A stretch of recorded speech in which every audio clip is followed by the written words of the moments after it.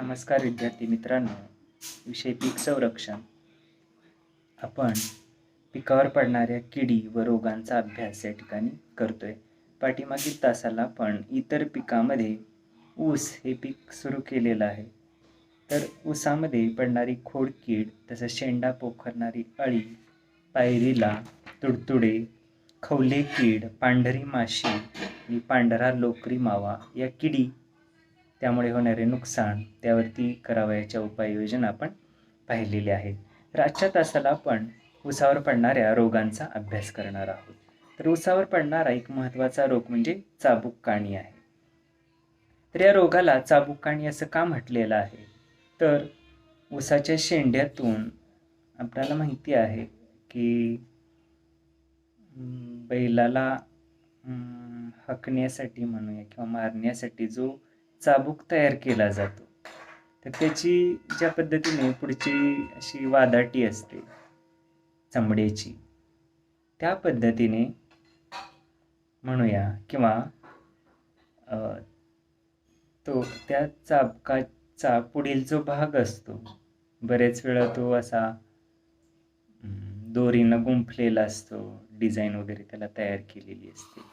हे चाबूक असा आपण उभा केल्यानंतर त्याचा जो समोरचा भाग आहे तो असा खाली पडतो. म्हणजे त्या पद्धतीनं आपल्याला या ऊसाच्या शेंड्यातून तशा पद्धतीचा काळी बुरशी असलेला शेंडा बाहेर पडलेला दिसून येतो आपल्याला, आणि तो चाबकाप्रमाणे दिसतो, म्हणून त्याला चाबूक काणी असं म्हटलेलं आहे.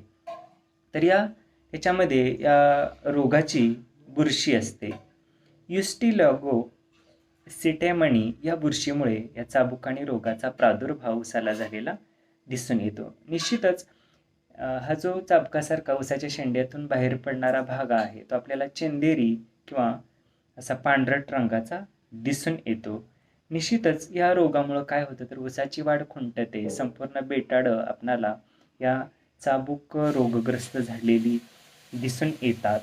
त्याच पद्धतीने प्रति हेक्टरी उत्पादनामध्ये घट येते, हे आपल्याला या ठिकाणी विचारात घेणं गरजेचं आहे. तर या चाबूक काणी रोगाच्या नियंत्रणासाठी आपण ऊसाला उष्ण जल व उष्ण बाष्प प्रक्रिया करण्याची आवश्यकता आहे. त्याच्यासाठी आपण 50°C तापमानाला ऊसाचं बेणं 2 तास पाण्यात बुडवून नंतर त्याची आपण लागण करायची आहे, किंवा उष्ण हवा किंवा उष्ण बाष्प प्रक्रिया आपण करू शकतो. त्याच्यासाठी आपण 54°C तापमानाला 4 तास एवढी उष्ण हवा किंवा उष्ण बाष्प प्रक्रियेला ते बेणं ठेवायचं आहे, आणि नंतर त्या बेणीची लागवड आपण करू शकतो.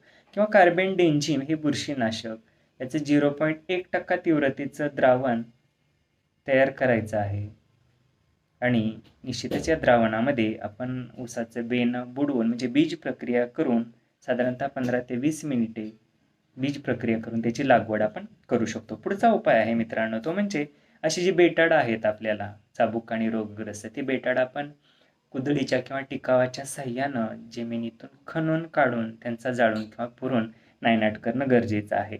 त्याच पद्धतीने असं रोगग्रस्त प्लॉटमधील जे बेणं आहे ते आपण नंतर लागवडीसाठी वापरायचं नाही, जेणेकरून हा बुरशीजन्य रोग असल्यामुळं पुढील बेण्याला आणि निश्चितच त्या बेण्यापासून संपूर्ण प्लॉटमध्ये आपल्याला या रोगाची लागण झालेली दिसून येते. त्यानंतर पुढचा उपाय आहे तो म्हणजे अशा रोगग्रस्त प्लॉटचा आपण खोडवा ठेवू नये. म्हणजे ज्या ठिकाणी आपणाला या चाबूक काणी रोगाचा प्रादुर्भाव अधिक दिसून येतो, तर असा ऊस आपण काढून टाकायचा आहे आणि त्या ठिकाणी आपण नवीन ऊसाची लागवड करायची आहे. त्याच पद्धतीने काही रोग प्रतिबंधक जाती दिलेली आहेत की ज्या जातींची लागवड करून आपण या चाबूक काणी रोगाचा प्रादुर्भाव आपल्या ऊसावरती निश्चितच होणं आपण टाळू शकतो. त्याच्यासाठी पहिली जात आहे कोइंबतूर 62-175, तसंच कोइंबतूर 88-121 आणि 86-032. 86-032लाच नीरा असंही म्हटलेलं आहे. ऑब्जेक्टिव्हला विचारलं जातं 86-032 म्हणजे नीरा ही जात. अशा 3 जातींची आपण लागवडीसाठी निवड केली असता ऊसावरती चाबूक काणी रोगाचा प्रादुर्भाव आपणाला निश्चितच टाळता येतो. त्यानंतर मित्रांनो, पुढचा रोग आहे ऊसावरील गवताळ वाढ. तर गवताळ वाढ हा रोग काय आहे तर विषाणूजन्य रोग आहे. मायकोप्लाझ्मा अशा अतिसूक्ष्म विषाणूमुळं या रोगाचा प्रादुर्भाव आपणाला ऊसावरती झालेला दिसून येतो. तर या रोगाच्या लक्षणाचा जर आपण विचार केला तर ऊसाची जी बेटाड आहे ती आपल्याला गवताप्रमाणे वाढलेली दिसून येतात आणि त्याला फुटवे अधिक येतात आणि ते फुटवे एकदम असे लहान असतात, पानं लहान असतात, ऊसाची वाढ होत नाही. गवताप्रमाणे ती बेटाड वाढलेली दिसून येतात आणि निश्चितच काय होतं तर प्रति हेक्टरी उत्पादनामध्ये घट येते. म्हणून आपण या रोगाचं नियंत्रण केलं पाहिजे किंवा त्याच्यासाठी आपण प्रतिबंधात्मक उपाय सुद्धा करण्याची गरज आहे. आणि अशा बेटाडातून आपल्याला पांढरट, फिकट, पिवळसर असे ती पानं किंवा त्याला काय म्हणूया ती पानं आपल्याला दिसून येतात आणि निश्चितच वाढ खुंटली जाते आणि अशी बेटाड आपल्याला लगेच ओळखता सुद्धा येतात. म्हणून आपण या रोगाचं नियंत्रण किंवा त्याच्यासाठी प्रभावीपणे प्रतिबंधात्मक उपाय करण्याची आवश्यकता आहे. त्याच्यासाठी आपण वर पाहिल्याप्रमाणेच उष्णजल प्रक्रिया 50°C तापमानाला 2 तास ऊसाचं बेणं त्या पाण्यामध्ये बुडवून त्याची आपण लागवड करू शकतो किंवा 54°C तापमानाला 4 तास त्या बेण्याला आपण उष्ण हवा किंवा उष्ण बाष्प प्रक्रिया देऊन नंतर या बेण्याची लागवड केली असता आपणाला गवताळ रोग ऊसावरती निश्चितच येणं टाळता येतं. त्यानंतर पुढचा उपाय आहे, वरती आपण पाहिलेलेच आहे तसेच उपाय आहेत. तर अशी जी काही गवताळ बेटाड आहे ते आपण खणून किंवा टिकाव कुदळ खोऱ्याच्या साह्यानं त्याचा आपण जमिनीपासून खणून त्याचा नायनाट करू शकतो किंवा अशा प्लॉटमधील म्हणजे ज्या प्लॉटमध्ये गवताळ वाढीचा प्रादुर्भाव किंवा या रोगाचा प्रादुर्भाव दिसून येतो अशा प्लॉटमधील बेणं आपण नवीन क्षेत्रामध्ये लागवडीसाठी वापरता कामा नये. त्याच पद्धतीने रोगग्रस्त जे बेणं आहे तेही आपण टाळलं पाहिजे लागण करताना आणि शक्यतो ज्या ठिकाणी बेणे मळा म्हणून ऊस जोपासलेला आहे अशा मळ्यातील ऊस जर आपण लागवडीसाठी निवडला तर निश्चितच या रोगाचा प्रादुर्भाव आपल्या पिकावरती होणार नाही. त्यानंतर मित्रांनो तिसरा रोग आहे ऊसावरील, तो म्हणजे केवडा रोग. निश्चितच या रोगामध्ये आपणाला ऊसाची जी पानं आहे ती पिवळी पडलेली दिसून येतात आणि नंतर संपूर्ण बेटाडही वाळतात. ती बेटाड आपल्याला अशी हलकी झालेली दिसून येतात, वाळून जातात, वाढ खुंटलेलीही दिसून येते, पिवळसर पांढरट पूर्ण तो ऊसाची बेटाड पडतात. त्यालाच केवडा रोग असं आपण म्हणतो. निश्चितच अशा बेटाडाच्या ज्या कांड्या आहेत ऊसाच्या त्या आखूड पडलेले दिसून येतात आपल्याला आणि निश्चितच प्रति हेक्टरी उत्पादनही घटलेलं आपल्याला दिसून येतं. तर या रोगाचं नियंत्रण करण्यासाठी उपाय दिलेले आहेत. पहिला उपाय आहे चुनखडीयुक्त जमीन आपण ऊसाच्या लागवडीसाठी निवडू नये. त्याच पद्धतीने ऊस बांधणीपूर्वी जर या केवडा रोगाचा प्रादुर्भाव दिसत असेल तर 0.5% ही राखस द्रावण 15 दिवसाच्या अंतराने 3 ते 4 वेळा ऊस पिकावरती फवारणं गरजेचं आहे. तसंच द्रावण फवारण्यासाठी आपण स्वच्छ पाण्याचा उपयोग करण्याचीही नितांत गरज आहे. त्याच पद्धतीने पुढचा उपाय आहे ऊस लागवडीच्या वेळी किंवा बांधणीच्या वेळी आपण प्रति हेक्टरी 20 ते 25 किलो हिराकस चांगल्या कुजलेल्या 100 किलो शेणखतामध्ये मिसळून असं शेणखत आपण प्रत्येक सरीतून मिसळून द्यायचं आहे, जेणेकरून केवडा रोगाचा प्रादुर्भाव आपणाला या ठिकाणी टाळता येईल. त्यानंतर मित्रांनो चौथा रोग आहे तो म्हणजे मर रोग. निश्चितच हा बुरशीजन्य रोग आहे. फुजेरियम मॅनिलाफॉरमी व फुजेरियम सेफेलिस्पोरियम या बुरशीमुळे या रोगाचा प्रादुर्भाव ऊसावरती झालेला दिसून येतो. निश्चितच या मर रोगामुळे काय होतं तर ऊसाची पानं सुरुवातीला पिवळी पडतात आणि नंतर ती वाळून जातात, शेंडे वाळतात आणि ऊस नंतर वरून खाली वाळत जातो. त्यालाच मर रोग असं म्हटलेलं आहे. तर या रोगामुळे निश्चितच प्रति हेक्टरी बेटाडांची संख्या कमी होते, उत्पादनामध्ये घट सुद्धा झालेली आपल्याला दिसून येते. तर या मर रोगाच्या नियंत्रणासाठी आपण निश्चितच वर बघितल्याप्रमाणे उष्णजल व उष्ण बाष्प प्रक्रिया करण्याची आवश्यकता आहे.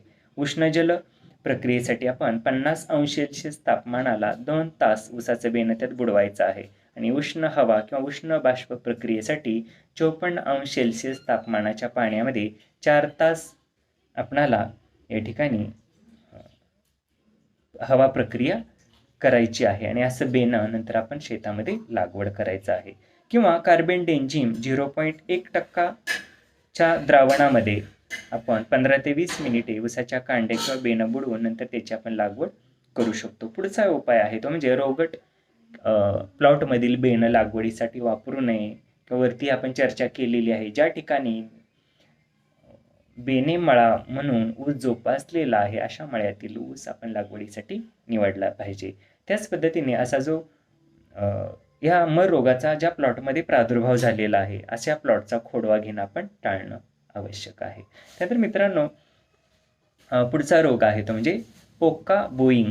तर हा बुरशीजन्य रोग आहे. फुजेरियम मोनिलिफॉर्मी या बुरशीमुळे या रोगाचा प्रादुर्भाव ऊसावरती झालेला दिसून येतो. निश्चितच लक्षणाचा जर आपण विचार केला तर ऊसाची पानं पिवळी पडतात, नंतर लाल किंवा करंड्या रंगाचे पट्टे आपल्याला ऊसावरती पडलेले दिसून येतात. तसंच या रोगाची तीव्रता वाढल्यामुळं ऊसाला सुरकुतेही पडतात, तसंच पानं अंकुचित होतात, शेंडा आणि नंतर पोंगा जो आहे तो कुजतो, म्हणून त्याला पोका बोईंग असं म्हटलेलं आहे.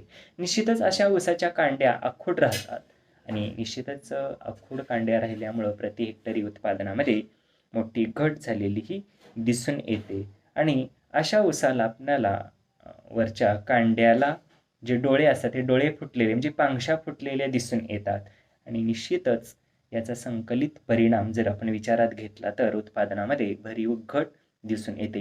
म्हणून या रोगाचं नियंत्रण आपल्याला करण्याची गरज आहे. त्याच्यासाठी 0.01% तीव्रतेचं कार्बेंडेझिमचं द्रावण या किंवा या बुरशीनाशकाची आपण ऊसावरती फवारणी करून या रोगाचा जो प्रादुर्भाव आपल्या ऊसाला होणार आहे तो आपल्याला टाळता येतो. त्यानंतर पुढचा रोग आहे मित्रांनो तो म्हणजे पायनॅपल किंवा अननस रोग. निश्चितच हा बुरशीजन्य रोग आहे. सेरेटोसिस्टीन पॅराडॉक्सा या बुरशीमुळे या रोगाचा प्रादुर्भाव ऊसावरती झालेला दिसून येतो. निश्चितच आपण लक्षणाचा जर विचार केला तर रोपं वाळतात, सहज ती उपटून येतात आणि अननसावर या रोगाचा प्रादुर्भाव आपल्याला दिसून आला आणि नंतर ऊसावर सुद्धा दिसून येतो. म्हणून याला जे प्रामुख्याने अननसावर पडल्यामुळं या रोगाला नाव अननस रोग असं म्हटलेलं आहे किंवा पायनॅपल रोग असंही त्याला म्हटलं जातं. तर अशा कांड्यामध्ये इथिल ॲसिटेट हे रसायन तयार होतं आणि त्याच्यामुळे विशिष्ट प्रकारचा एक अननसासारखा वास तयार होतो त्या ठिकाणी, म्हणून त्याला अननस रोग किंवा पायनॅपल रोग असंही म्हटलं जातं. तर या रोगाच्या नियंत्रणासाठी सुद्धा आपण वर पाहिल्याप्रमाणेच उष्ण जल आणि उष्ण बाष्प प्रक्रियेची बीज प्रक्रिया करणं गरजेचं आहे. 50°C तापमानाला 2 तास अशा पाण्यामध्ये बेणं बुडवून त्याची आपण नंतर लागवड करू शकतो आणि 54°C तापमानाला 4 तास ऊस बेण्याला आपण बाष्प प्रक्रिया करून त्याची लागवड आपण करू शकतो. त्याच्या जोडीला किंवा हे जर शक्य नसेल तर 0.1% कार्बेंडेझिमचं द्रावण आपण ऊसावरती फवारून निश्चितच या रोगापासून ऊसाचा या रोगापासून आपण बचाव करू शकतो. त्याच पद्धतीने लागवडीसाठी आपण निरोगी बेण्याची निवड केली पाहिजे. तसंच ऊस बेणे मळ्यातीलच बेणं आपण लागवडीसाठी निवडण्याची गरज आहे. त्याच पद्धतीने मित्रांनो पुढचा रोग आहे लीफ स्काल्ड. त्यालाच ऊसास अवेळी पांगशा फुटणं असं म्हटलेलं आहे. तर हा जीवाणूजन्य रोग आहे. झॅन्थोमोनस अल्बिलिनियन या जीवाणूमुळे या रोगाचा प्रादुर्भाव ऊसावरती झालेला दिसून येतो. या रोगामुळे पानावर पिवळसर पेन्सिलसारख्या रेषा दिसून येतात, पाण्यानंतर करपतात, अशी पानं नंतर वाळून जातात आणि ऊसाचे जे डोळे आहेत ते आपल्याला फुटलेले दिसून येतात, म्हणून त्याला लीफ स्काल्ड म्हणजेच ऊसास अवेळी पांगशा फुटणं असं म्हटलेलं आहे. निश्चितच अशा पांगशातून किंवा ऊस या ठिकाणी फाटलाही असं ऊसाला चिरा पडतात आणि त्याच्यातून निश्चितच आपणाला साखरेचं विघटनही झालेलं दिसून येतं. ग्लुकोज व फ्रुक्टोजचं प्रमाणही कमी होतं, कांड्या लहान राहतात, त्या बारीक होतात आणि निश्चितच वजन आणि प्रति हेक्टरी आपणाला जो उतार मिळायला पाहिजे किंवा उत्पादन मिळायला पाहिजे त्याच्यामध्ये घट झालेली दिसून येते. तर या लीफ स्कल्ड म्हणजे पांगशा फुटणं या रोगाच्या नियंत्रणासाठी आपण निश्चितच वरील प्रमाणे उपाययोजना करायच्या आहेत. जसं उष्ण जल प्रक्रिया, उष्ण हवा किंवा उष्ण बाष्प प्रक्रिया आहे. त्याच पद्धतीने स्ट्रेप्टोसायक्लिन हे बुरशीनाशक 100 ग्रॅम घ्यायचं आहे आणि 100 लिटर पाण्यामध्ये मिसळून त्या द्रावणामध्ये आपण ऊसाचं बेणं बुडवून म्हणजे बेणी प्रक्रिया करून त्याची लागवड आपण करू शकतो. त्यानंतर मित्रांनो 8वा रोग आहे ऊसावरील तो म्हणजे तांबेरा रोग आहे. तर पुक्सिनिया कुहेनी या बुरशीमुळे या तांबेरा रोगाचा प्रादुर्भाव ऊसावरती झालेला दिसून येतो. तर ही बुरशी आहे साधारणतः अष्टगंधासारखी ही तांबटसर भुकटी असते. पानावरती, ऊसाच्या शेंड्यावरती या बुरशीचा प्रादुर्भाव झालेला दिसून येतो आणि निश्चितच त्याच्यामुळं काय होतं तर पानं तांबडी होतात, झाडाची वाढ खुंटते, कांड्या लांबत नाहीत आणि एकूणच फुटवे, झाडाची वाढ, अन्न निर्मिती असा संकलित परिणाम होऊन प्रति हेक्टरी उत्पादनही घटलेलं दिसून येतं. तर या आणि असे जे काही प्रादुर्भावग्रस्त जो भाग आहे त्याच्यातून सुद्धा आपल्याला ती तांबडी भुकटी अशी बाहेर पडलेली दिसून येते. बऱ्याच वेळा जमिनीवर सुद्धा ती बुरशी पडलेली आपल्याला दिसून येते. तर या तांबेरा रोगाच्या नियंत्रणासाठी आपण निश्चितच एक्झोस्ट्रोबिन 18.2 अधिक डायफेनोक्झोझोल 18.4% SC 10 मिली हे दोन्ही 10 लिटर पाण्यात मिसळून त्याची फवारणी आपण ऊसावरती करू शकतो किंवा मॅनकोझेब 0.2% तीव्रतेचं द्रावण तयार करून त्याची फवारणी ऊसावरती करून या तांबेरा रोगाचं नियंत्रण आपल्याला करता येतं. त्यानंतर मित्रांनो पानावरील ठिपके असा रोग आहे ऊसावरील. निश्चितच हा रोग जो आहे तो पानावरती आपल्याला तांबडे ठिपके पडलेले दिसून येतात. ते ठिपके नारंगी रंगाचेही होतात, तसंच नंतर त्याचा पिवळा रंग झालेला आपल्याला दिसून येतो आणि निश्चितच वरवर काय होतं तर हे ठिपके पसरलेले दिसून येतात, एकमेकांमध्ये मिसळतात आणि ते ठिपके मोठे होतात, पानं करपलेली दिसू लागतात. निश्चितच पानावरती या रोगाचा प्रादुर्भाव होत असल्यामुळे अन्न निर्मिती, झाडाची वाढ आणि निश्चितच उत्पादन अशा गोष्टीवरती वाईट परिणाम झालेला दिसून येतो. म्हणून या रोगाचं नियंत्रण आपल्याला करण्याची गरज आहे किंवा काही प्रतिबंधात्मक उपायही करण्याची आवश्यकता आहे. त्याच्यासाठी आपण मॅनकोझेब हे बुरशीनाशक 2 ग्रॅम प्रति 1 लिटर पाण्यामध्ये मिसळून त्याची ऊसावरती फवारणी करून या पानावरील ठिपके रोगाचं नियंत्रण आपण करू शकतो. त्यानंतर मित्रांनो इतर पिकामधील दुसरं पीक आहे ते म्हणजे पानवेल, ज्याला आपण नागवेलीचं पान असं म्हणतो. जे थोडक्यात आपण जे पान खातो जेवल्यानंतर ते पान, त्यालाच पानवेल असं म्हटलेलं आहे. निश्चितच या पानवेलीवरील आपण किडी व रोगांचा अभ्यास या ठिकाणी करूया. पहिली कीड आहे पानवेलीवरील ती म्हणजे मेरू. तर ही कीड काय करते तर या पानामधील हरितद्रव्ये शोषून घेते. त्याच्यामुळे निश्चितच पानं जी आहेत ती पिवळी पडतात आणि ज्या ठिकाणावर हरितद्रव्ये शोषलेली आहेत तो भाग काळा तांबटसर पडतो पानानंतर किंवा तो भाग आपल्याला असा खराब झालेला दिसून येतो आणि नंतर ती वलये जी आहेत ती निश्चितच मोठी होतात, पानं नासतात किंवा खराब होतात. पानाच्या शिरामधील जो भाग आहे तर त्याच्यावरती या रोगाचा प्रादुर्भाव झालेला दिसून येतो, मेरू. तर निश्चितच या रोगाच्या नियंत्रणासाठी आपण उपाययोजनेचा जर विचार केला तर अशी जी काही पानं आहेत ते आपण तोडून टाकणं किंवा त्यांचा नाश करणं गरजेचं आहे. साधारणतः मृग नक्षत्राच्या पावसानंतर या रोगाचा प्रादुर्भाव पानवेलीवरती झालेला दिसून येतो. म्हणून आपण अशी पानं तोडून टाकणं ही एक उपाय करून या रोगाचं नियंत्रण किंवा तो रोग फैलावणार नाही म्हणून ही काळजी आपण घेऊ शकतो. त्यानंतर पानवेलीवरील दुसरा रोग आहे मित्रांनो तो म्हणजे पिठ्या ढेकूण. तर ही कीड रस शोषणारी कीड आहे. या किडीच्या शरीरावरती लोकरीप्रमाणे किंवा पिठाप्रमाणे आवरण असतं म्हणून त्याला पिठ्या ढेकूण असं म्हटलेलं आहे. निश्चितच त्या वरच्या आवरणाच्या आत राहून ही कीड पानवेलीतील रस शोषून घेते म्हणून या किडीला पिठ्या ढेकूण असं म्हटलेलं आहे. तर या किडीच्या प्रादुर्भावामुळं निश्चितच काय होतं तर रस शोषल्यामुळं पानं अशी आकसली जातात, निस्तेज होतात, एकूणच झाडाच्या वाढीवर आणि पानाची गुणवत्ता, उत्पादन यामध्ये घट झालेली दिसून येते. निश्चितच या किडीच्या नियंत्रणासाठी आपण अशा किडी हातांच्या सहाय्याने वेचून त्यांचा नायनाट करू शकतो किंवा फर्टिसिलियम लेकॅनी 200 ग्रॅम ही बुरशी किंवा ही जैविक बुरशी घेऊन ती 500 लिटर पाण्यामध्ये मिसळून प्रति हेक्टरी आपण पानवेलीवरती फवारणी करून या किडीचं नियंत्रण आपण करू शकतो. त्यानंतर मित्रांनो पुढची कीड आहे पानवेलीवरील ती म्हणजे कोळी. निश्चितच या कोळी कीड सुद्धा रस शोषणारीच कीड आहे. कोळी पानावरती जाळं तयार करतात, रस शोषतात. त्याच्यामुळे निश्चितच झाडाच्या वाढीवरती, पानाच्या गुणवत्तेवरती आपणाला वाईट परिणाम झालेला दिसून येतो.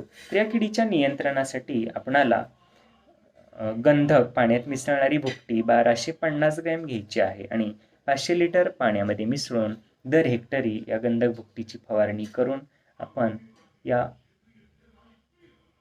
कोळी या किडीचं नियंत्रण करू शकतो. त्यानंतर हुमणी कीड आहे मित्रांनो. तर ही हुमणी कीड जी आहे ती जमिनीमध्ये राहते आणि निश्चितच नागवेलीच्या पानांच्या झाडाच्या ज्या मुळ्या आहेत तर त्या मुळ्या कुरतडून खाते.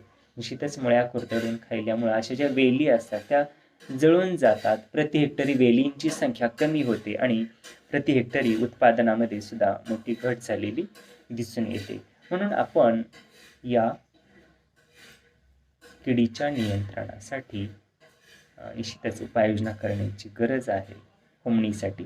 तर त्याच्यासाठी आपण असे जे भुंगे आहेत ते रात्रीच्या वेळी कडुनिंब, सुबाबूळ आणि बोर या झाडावरती मिलनासाठी एकत्र येतात. म्हणून आपण अशी जी झाडं आहेत त्यावरती नियंत्रण करणं गरजेचं आहे. मग याच्यामध्ये काय केलं पाहिजे आपण?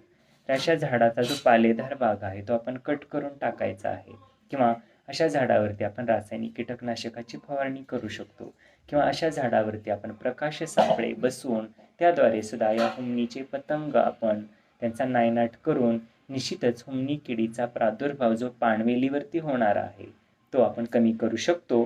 तसंच पुढचा रोग आहे मित्रांनो, पानवेलीवर आपण रोगांचा अभ्यास करू. पहिला रोग आहे मर रोग. तर हा बुरशीजन्य रोग आहे. फायटोपथोरा पॅरासिटिका या बुरशीमुळे निश्चितच आपणाला या पानवेलीवरती मर रोगाचा प्रादुर्भाव झालेला दिसून येतो.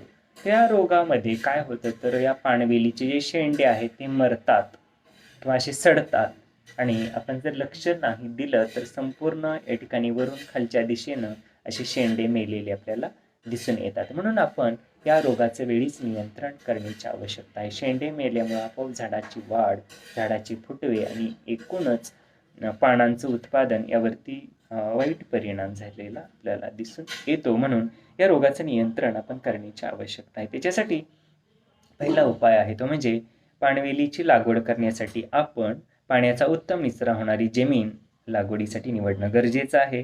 त्याच पद्धतीने पानवेलीची ज्या प्लॉटमध्ये आपल्याला लागवड करायची आहे त्या प्लॉटमध्ये अगोदर आपण हिरवळीची पिकं घ्यायची आहेत. त्याच पद्धतीने 1% बोर्डो मिश्रण आपण जमिनीमध्ये टाकून किंवा ड्रेचिंग करून या मर रोगाचं नियंत्रण किंवा हा मर रोग होऊ नये म्हणून हा एक उपाय आपण अवलंबू शकतो.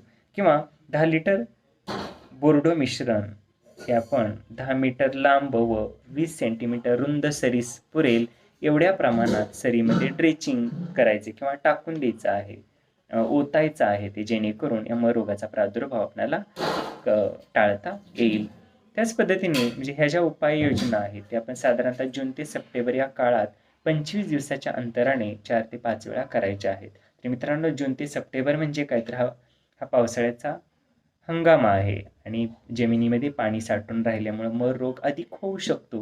म्हणून आपण हे बोर्डो मिश्रण साधारण 25 दिवसाच्या अंतरानं 3 ते 4 वेळा आपण पावसाळ्याच्या कालावधीमध्ये ड्रेचिंग करून द्यायचं आहे, जेणेकरून आपणाला या रोगाचा प्रादुर्भाव आपल्या प्लॉटवरती निश्चितच होणार नाही. त्यानंतर पानकुजव्या रोग आहे मित्रांनो. तर या ठिकाणी काय होतं तर नागवेलीच्या पानावरती आपल्याला लहान वर्तुळाकार तपकिरी काळसर रंगाचे ठिपके पडलेले दिसून येतात आणि अशी पानं नंतर कुजतात आणि निश्चितच पानं कुजल्यामुळं उत्पादन घटतं, क्वालिटी खालावली जाते पानांची आणि निश्चितच आपला तोटा संपवू शकतो किंवा होतो. तर या पानकुजव्या रोगाच्या नियंत्रणासाठी आपण लागवडीसाठी निश्चितच शेंड्याकडचा भाग या ठिकाणी निवडणं गरजेचं आहे, जेणेकरून शेंड्याकडचा भाग निवडल्यामुळं आपल्या त्या नवीन रोपांना म्हणूया किंवा नवीन त्या वेलींना पानकुजव्या रोगाचा प्रादुर्भाव होणार नाही. त्याच पद्धतीने 0.5% बोर्डो मिश्रण हे 15 मिनिटे बुडवण्याची याच्यामध्ये आपण ते जे फुटवे आहे ते जे नागवेलीच्या वेलींचे जे शेंडे आहेत जे आपण पुन्हा लागवडीसाठी वापरणार आहोत किंवा बेणं म्हणून वापरणार आहोत, तर ते 0.5% तीव्रतेच्या बोर्डो मिश्रणाच्या द्रावणामध्ये बुडवून त्याची लागवड आपण करायची आहे. त्याच पद्धतीने रोगट जी पानं आहेत जी आपल्याला दिसतात, तर अशी रोगट पानं आपण वेलीपासून तोडून त्यांचाही नायनाट करून हा रोग आपल्याला आटोक्यात आणता येतो. त्याच पद्धतीने जमिनीपासून साधारणतः 30 सेंटीमीटर उंचीपर्यंत आपण जर वेलीची पानं आपण खोडून टाकली किंवा काढून टाकली तर आपल्याला या रोगाचा प्रादुर्भाव टाळता येतो. त्याच पद्धतीने ताम्रयुक्त बुरशीनाशक कॉपर ऑक्झिक्लोराइड हे 50 WP 25 ग्रॅम घ्यायचं आहे आणि ते 10 लिटर पाण्यामध्ये मिसळून त्याची आपण फवारणी करू शकतो. त्यानंतर मित्रांनो, पानवेलीवरील पुढचा रोग आहे तो म्हणजे मूळ कुजव्या रोग. तर निश्चितच हा सुद्धा बुरशीजन्य रोग आहे. तर नावाप्रमाणेच काय होतं या रोगामध्ये, तर मुळ्या कुजतात किंवा मुळ्यावरती बुरशीची वाढ होते, मुळ्या कुजतात, मुळ्यांचं कार्य थांबतं, त्याच्यामुळे निश्चितच झाडाची वाढ खुंटली जाते आणि अशी रोपं नंतर मरतात सुद्धा, म्हणून त्याला मूळकुजव्या रोग असं म्हटलेलं आहे. स्क्लेरोशियम रोलफिसाय या बुरशीमुळे या मूळकुजव्या रोगाचा प्रादुर्भाव पानवेलीवरती झालेला दिसून येतो. निश्चितच आपल्याला या रोगाची आणखी जर लक्षणं विचारात घेतली तर या वेलींचा जो जमिनीलगतचा भाग आहे त्याच्यावरती आपल्याला पांढरी बुरशी कापसासारखी वाढलेली ही दिसून येते. तो भाग सडतो आणि अतोनात नुकसान झालेलं दिसून येतं. तर या रोगाच्या नियंत्रणासाठी आपण अशी जी काही वेल आहे ती निश्चितच उपटून काढून त्याचा नायनाट करण्याची आवश्यकता आहे. किंवा बोर्डो मिश्रण हे आपण बुरशीनाशक 1% तीव्रतेचं किंवा 0.3% तीव्रतेचं ताम्रयुक्त बुरशीनाशक कॉपर ऑक्झिक्लोराइड आपण घेऊ शकतो. ते 10 लिटर पाणी या दोन्हीचं 3/1.5 मीटरच्या वाफ्यामध्ये आपण 2 ते 3 वेळा 15 दिवसाच्या अंतराने जर टाकलं तर निश्चितच आपणाला या मूळकुजव्या रोगाचं नियंत्रण करता येतं किंवा तो रोग होऊ नये म्हणून ही एक खबरदारी ठरू शकते. त्यानंतर मित्रांनो, करपा रोग आहे. फायटोपथोरा पॅरासिटिका या बुरशीमुळे आपणाला करपा रोगाचा प्रादुर्भाव नागवेलीच्या पानावरती किंवा झाडावरती झालेला दिसून येतो. निश्चितच प्राथमिक लक्षणाचा जर आपण या ठिकाणी विचार केला तर पानावरती आपल्याला अनियमित आकाराचे करड्या रंगाचे चट्टे पडलेले दिसून येतात. हे चट्टे नंतर वाढत जातात, एकमेकांमध्ये मिसळतात आणि पानं करपतात, म्हणून त्याला करपा रोग असं म्हटलेलं आहे. आणि निश्चितच पानं करपल्यामुळं उत्पादनामध्ये तर भरीव घट झालेली दिसून येते, जे हे काही नवीन सांगण्याची गरज नाही. तर या करपा रोगाच्या नियंत्रणासाठी जर आपण दक्षता किंवा काही प्रतिबंधात्मक उपाय जर विचारात घ्यायचे म्हटले तर त्याच्यातील पहिला उपाय आहे तो म्हणजे रोगग्रस्त प्लॉटमधील ती वेल किंवा त्या वेलीचे शेंडे आपण नवीन लागवडीसाठी वापरता कामा नयेत.